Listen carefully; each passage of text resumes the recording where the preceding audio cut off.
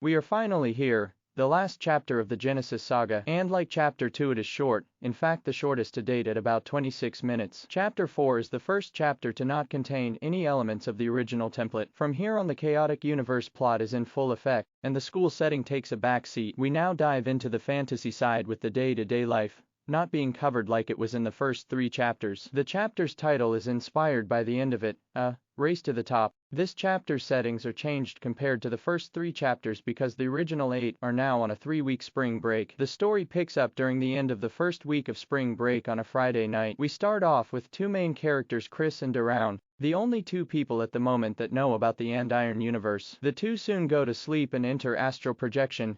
Uriah contacts Daroun, who assumes that he will get to travel to the Andiron universe right then and there. This is not the case, as Uriah only appears to them to inform them that she intends to train them during the coming weekend. The next day we receive our first real setting change of the story within the normal universe. Uriah gives the 2 first-class tickets to Tokyo, Japan, opting to give them a change of scenery for their training. They are taken to the Tokyo Dome, where Uriah in disguise takes them to see a professional fight. She tells them to watch closely because she will quiz them about what they saw. Uriah informs them that their first test will be a race to the top of Mount Fuji, but she urges them to have a night out before they start their training the next day. Chris decides that he and Daroun hit the club, which they do. After a long night out with a little early training sprinkled in, the 2 are transported to the base of Mount Fuji the next morning by Uriah. When they arrive they discover that they will not be the only ones climbing Mount Fuji. First plot point: Chris and Daroun. For a majority of the chapter they are the only 2 main characters to appear throughout the chapter. Here Daroun already knows who Uriah is, because outside of the main text he was informed by Chris about the Andiron universe. Even though he is not allowed to travel to the Andiron universe,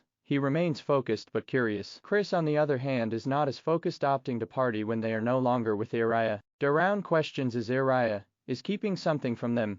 This will become a theme throughout the rest of the story. If you notice, Chris essentially uses Uriah's abilities to get them into Club Womb. Don't forget these 2 are still 17 years old, so getting into that club would be impossible even with a fake identification. As the plot goes on, it sometimes seems possible that they are being manipulated by Uriah due to the circumstances that the normal universe is not meant to know of another universes or any type of superhuman abilities. That depends upon the interpretation of the reader, because the 2 are so willing to work together when they encounter trouble at the Shibuya terminal. Uriah was able to guide them through a sequence of self-defense moves to neutralize the threat. Second plot point: the Andiron universe. Even though no one travels there in this chapter, it still plays a role. Chris' interactions with alternate Tanya are not entirely the issue, but Uriah informs him that alternate Tanya did go to his alternate's basketball game. This is the first event that happens but is not played out in the main text. Uriah does not give specifics, but implies that a universal traveler's actions in the alternate universe can affect both universes. Since Uriah does not initially grant Daroun the ability,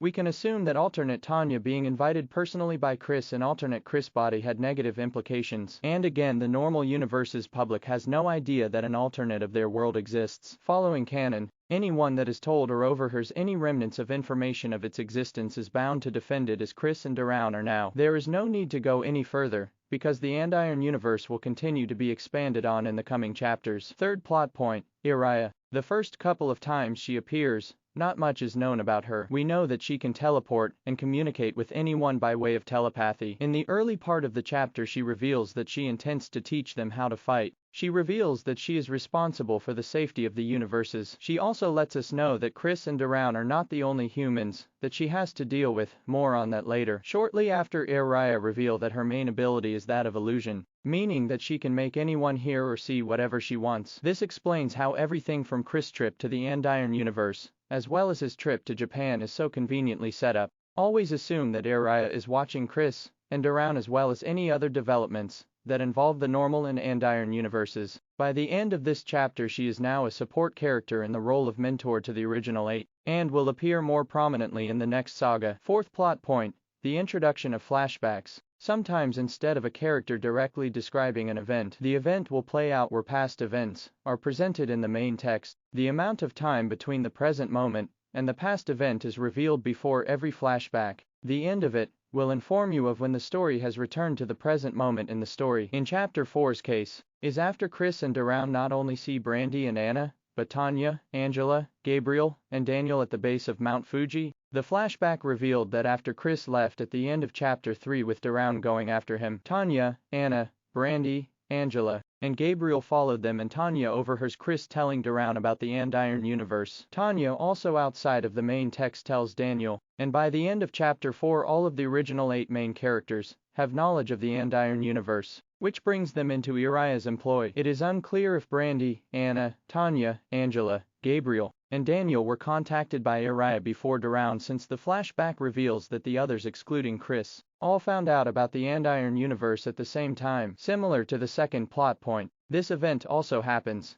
but is not played out in the main text chronologically. Keep an eye out, flashbacks will be in the coming chapters, and they play an important role in connecting some of the dots. Even though the flashbacks events are not in the main text chronologically, they are still canon. Even if the flashbacks events occur before the start of the Genesis Saga of Chaotic Universe, it's still canon, and applies to the main plot of Chaotic Universe. Fifth plot point, spiritual awareness and the race to the top. This is the end of the chapter. After Tanya's flashback revealing the others' involvement, Uriah tells them that the original 8 will individually race to the top of Mount Fuji, to see which of them have the highest spiritual awareness, an elevated state of consciousness that can provide clarity and the ability to achieve beyond what a normal human can. It also promotes resilience, a key factor needed to climb a mountain. Uriah also trains the As to find their way to the top of the mountain outside of the main text. Here are the results of the original 8's race to the top. Anna arrives first, Daroun second, Tanya third, Chris fourth, Gabriel fifth, Brandy sixth, and Daniel and Angela arriving last. The purpose of the race was to determine which element each of them will learn. That's it, a short and straight to the point chapter with a twist to it. Now that all 8 are involved, this will not be centered around Chris as most of the first 4 chapters have. Chapter 5 will start the Drasil Universe saga. Here the characters will learn how to use elemental abilities and fight to defend themselves. The next saga will complete the Chaotic Universe multiverse, the normal universe, which is the main universe, the universe that the reader, listener is in. The Andiron universe is an alternate universe, which is physically the same, but it is possible to use elemental abilities there, an impossible feat in the normal universe. And the Drasil universe, which will be introduced in the next chapter, First Contact.